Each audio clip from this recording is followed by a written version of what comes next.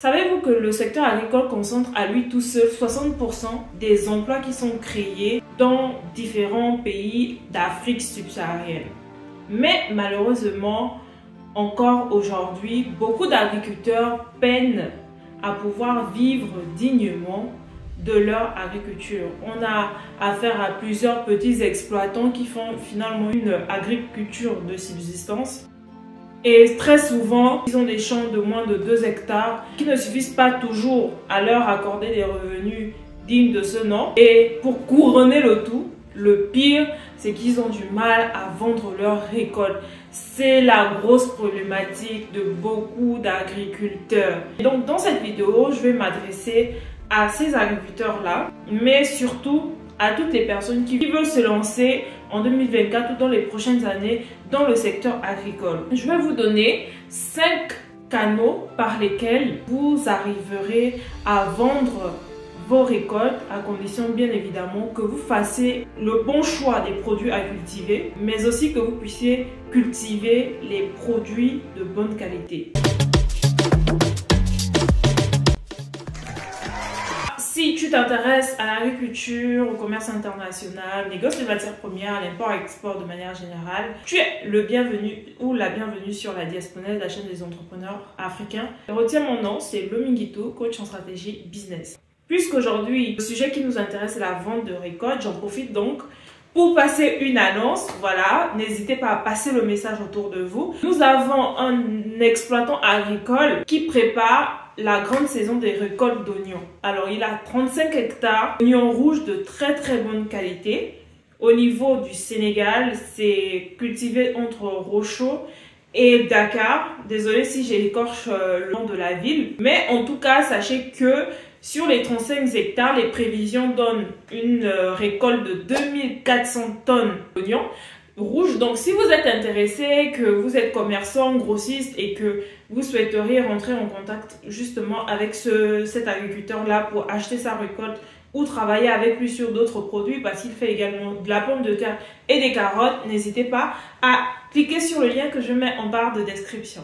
Rentrons donc dans le vif du sujet, celui de la commercialisation des récoltes. Je sais que parmi vous, certains sont déjà dans l'agriculture, certains veulent se lancer, ils sont vraiment intéressés par le secteur agricole. Mais moi, dans cette vidéo, vraiment, je vais vous ouvrir les yeux et surtout éviter que vous fassiez les mêmes erreurs que les générations précédentes des agriculteurs africains ont fait.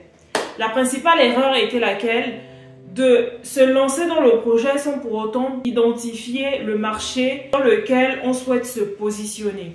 Ok, vous voulez faire de la tomate, mais à qui vous allez vendre?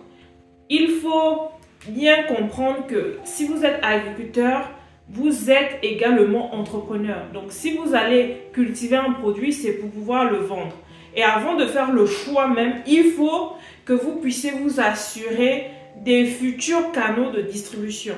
Est-ce que vous allez utiliser les canaux directs? Est-ce que vous allez vendre aux industriels, etc. Posez-vous les bonnes questions avant de vous lancer. Une fois vous avez identifié le canal qui vous sied, à ce moment-là, oui, vous pouvez commencer par vous lancer. Et le premier canal que je vous propose, c'est de faire de la vente directe. Avez-vous déjà entendu parler du concept de la ferme à l'assiette? Dites-moi dans les commentaires. Pour ceux qui ne savent pas, le concept de la ferme à l'assiette, c'est de simplement vendre directement aux clients particuliers. Vous êtes un petit exploitant, vous avez votre terre, vous faites du maraîcher. Et donc, quand vous faites vos récoltes, plutôt que de vendre au marché, à des commerçants, à des grossistes, vous allez vendre directement aux particuliers. Donc là, vous avez 2 choix. Soit vous avez des tricycles pour pouvoir livrer directement à vos clients. Ça veut dire que là, vous allez vous occuper de la logistique pour acheminer les produits de la zone dans laquelle vous cultivez jusqu'à la zone où se trouvent finalement vos clients particuliers. Maintenant, si vous n'avez pas vraiment beaucoup de moyens pour assurer la logistique, vous pouvez simplement trouver un terrain agricole qui ne soit pas très loin des habitations pour faciliter vraiment la tâche. Toujours est-il que quand on fait de la ferme à l'assiette, le principal argument que vous donnez, ce sont les prix parce qu'il n'y a pas d'intermédiaire entre vous et le client final, mais aussi la fraîcheur des produits. Donc, si vous voulez vous lancer en agriculture, voilà donc un canal. Vous pouvez déjà choisir dès le départ et ainsi monter votre projet agricole compte tenu de ce canal de distribution-là. Le deuxième canal direct que vous pouvez utiliser, c'est de faire de l'export. Ça s'adresse vraiment aux personnes, par exemple, qui sont dans la diaspora et qui ont pour ambition de repartir au pays et de lancer des champs afin de réexporter des produits ici en Europe ou aux États-Unis, par exemple. En quoi ça consiste? C'est simple, vous êtes à l'étranger, vous avez identifié qu'il y a un produit qui est très consommé, c'est de la banane plantain. Donc, du coup, vous allez partir au pays, dans une région, où vous achetez un terrain et vous cultivez. Entre-temps, soit vous cherchez des grossistes en Europe, en Amérique du Nord, qui seraient prêts à racheter votre récolte, ou simplement, vous créez votre société et quand vos produits sont prêts, il suffira juste de les acheminer dans le pays que vous avez choisi et de les commercialiser. Attention, être agriculteur et exportateur, ce n'est pas du tout facile, ok? Ce n'est du tout pas la même chose, par exemple, si vous revendez à des grossistes à l'international ou que vous-même, vous allez vous mettre à revendre les produits issus de votre champ. Peu importe les deux cas, il vous faudra nécessairement maîtriser les bases du commerce international. Ok, les Incoterms, les moyens de paiement, l'acheminement de votre produit, le conditionnement.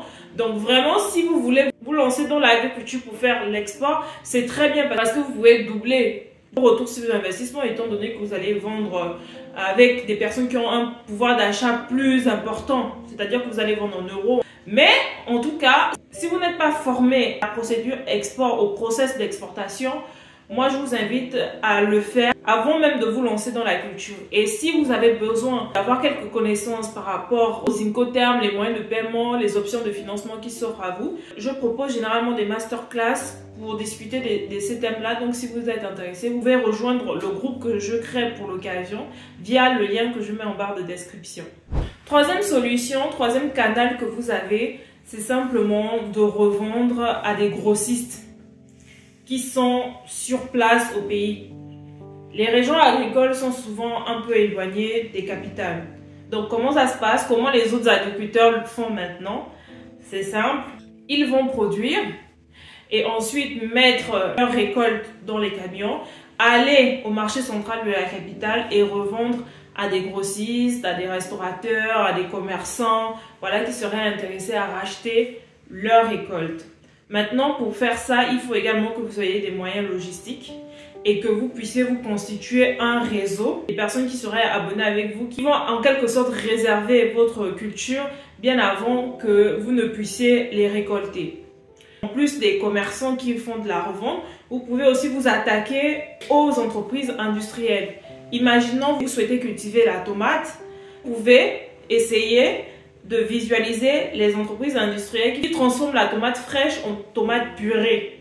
Donc vous allez aller les contacter, vous allez discuter avec elles de votre projet, de dire que voilà, vous allez prendre 10 hectares de terre et ces 10 hectares de terre vous donneront peut-être 500 tonnes de tomates. Et quand ces 500 tonnes-là seront prêtes, vous pouvez directement les livrer. Voilà. En fait, vous devez démarcher d'abord vos futurs abonnés, vos futurs clients, et ensuite aller planter pour faire de la vente en gros. J'espère que jusque-là, c'est clair. Dites-moi en commentaire ce que vous en pensez. Et n'oubliez pas, si vous aimez la vidéo, laissez un petit pouce, abonnez-vous et partagez. Quatrième solution qui s'offre à vous, c'est toujours dans le cadre de la vente en gros. Mais cette fois-ci, vous allez travailler avec des pisteurs. C'est qui les pisteurs? Les pisteurs sont généralement des intermédiaires qui travaillent avec les sociétés exportatrices qui sont en ville, dans les capitales africaines.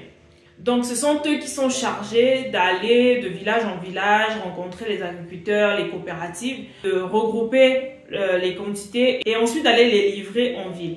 L'avantage de travailler avec ces personnes-là, c'est que généralement, elles ont toujours besoin des quantités. Donc, si vous avez un réseau de 2-3 pisteurs qui travaillent avec de grosses entreprises exportatrices, ça vous permet de maximiser vos chances de trouver un repreneur à votre récolte. Maintenant, après, ces entreprises-là sont souvent enclins à négocier fortement au niveau des prix. Donc ça peut être intéressant de pouvoir tout livrer justement pour éviter des pertes d'argent. Parce que si vous ne vendez pas, ce sont des denrées alimentaires, donc elles peuvent facilement pourrir, se gâter et vous perdez de l'argent. Mais de l'autre côté également, le risque c'est que vous n'aurez pas de très grande marge. Voilà, mais ça peut être une solution. Donc dans vos recherches, si vous n'arrivez pas à vendre avec les différents canaux que je vous ai expliqués précédemment, ayez comme alternative un pisteur en plan B. Cinquième solution et dernière alternative que vous avez, c'est de vous faire préfinancer. C'est quoi le préfinancement? C'est faire de la vente sur contrat futur. Vous souhaitez vous lancer dans l'agriculture, mais vous n'avez pas beaucoup d'argent. Nous avons des grandes entreprises de négoce qui, elles ont toujours besoin de faire des spéculations, d'avoir de la marchandise afin de la revendre au bon moment. Donc ce qu'elles font, c'est quoi? C'est de travailler avec des agriculteurs, de leur dire que on va faire un deal. Je vais vous aider en vous apportant de l'engrais, du matériel agricole, que vous puissiez vraiment gérer votre activité et cultiver les produits. Donc je vous aide, je préfinance. Par contre, quand la récolte est là, toutes les tonnes qui sortiront de cette récolte-là m'appartiennent à moi et à moi toute seule parce que c'est moi qui ai préfinancé. L'avantage avec ça, c'est ça peut être bien dans un début quand vous n'avez pas beaucoup d'argent et que vous avez besoin de liquidité pour commencer même l'activité. Mais le gros inconvénient, c'est que généralement, elles n'achètent pas au prix du marché. C'est-à-dire que par exemple, si le kilo du manioc vaut 700 francs, elles vont vous demander de vendre à 500 francs. Donc vos marges sont toutes minimes comme ça et c'est vraiment pas souvent intéressant. Mais au moins ça peut vous permettre de vous faire votre première expérience et vous avez la garantie que vous n'aurez pas des pertes de récolte, vous n'aurez pas d'avaries parce qu'une fois c'est récolté, c'est vendu. Donc voilà donc les 5 principaux canaux que vous avez qui s'offrent à vous en tant qu'agriculteur pour sereinement revendre vos récoltes. N'oubliez surtout pas que c'est bien de se concentrer sur la partie technique, quels engrais utiliser, quelles techniques agricoles utiliser, mais gardez à l'esprit que vous êtes entrepreneur et un entrepreneur, c'est le marché également qui l'intéresse. Est-ce que pour la culture que vous avez choisie, il y a un marché, il y a vraiment une demande? Est-ce que il y a des temps morts? Est-ce que vous pourrez revendre régulièrement ou entre-temps ça va être compliqué pour vous? Réfléchissez bien à votre projet. À vous qui êtes déjà agriculteur, qui vivez un peu dans le stress, vous n'avez pas encore trouvé des clients pour votre récolte qui est imminente. Vous pouvez aussi m'écrire pour me dire combien de tonnes vous espériez avoir, quel serait votre prix et nous pourrons travailler ensemble pour que je vous aide à vendre votre récolte. Je tends également la main à tous ceux qui sont commerçants, qui voudraient acheter à de meilleurs prix. Pourquoi ne pas justement vous connecter? On a d'un côté des personnes qui cultivent, de l'autre côté des personnes qui ont besoin de ces produits-là. Donc, si vous êtes commerçant et que vous voulez directement acheter à la source, c'est simple, je pourrais vous connecter avec ces agriculteurs et tout le monde sera gagnant. N'hésitez pas à me dire si vous avez aimé cette vidéo. Si c'est le cas, je pourrais revenir prochainement avec d'autres vidéos qui traitent de ce genre de sujet. Et avant de partir, n'oubliez pas le message que je vous ai fait passer au tout début. Un agripreneur de cette chaîne nous informe que sa future récolte commencera en mars 2024 et prévisionnellement pourra livrer 2400 tonnes sur toute la campagne. Donc, si vous êtes intéressé par l'oignon rouge à acheter à tarif préférentiel et vous souhaitez connaître quelles sont ces procédures de paiement, la fréquence des livraisons, etc., cliquez simplement sur le lien que je mets en barre de description. Merci de m'avoir suivi, partagez la vidéo parce que ça peut aider un agriculteur qui est en difficulté ou alors ça peut aider un futur agripreneur à se lancer, à se positionner sur le marché de manière efficace afin d'éviter justement de se retrouver dans une configuration où il a du mal à vendre sa récolte. C'était le Mingitou, c'est qui vous aide à écrire votre success story à l'africaine. Je vous dis à très bientôt sur La Diasponaise pour une nouvelle vidéo.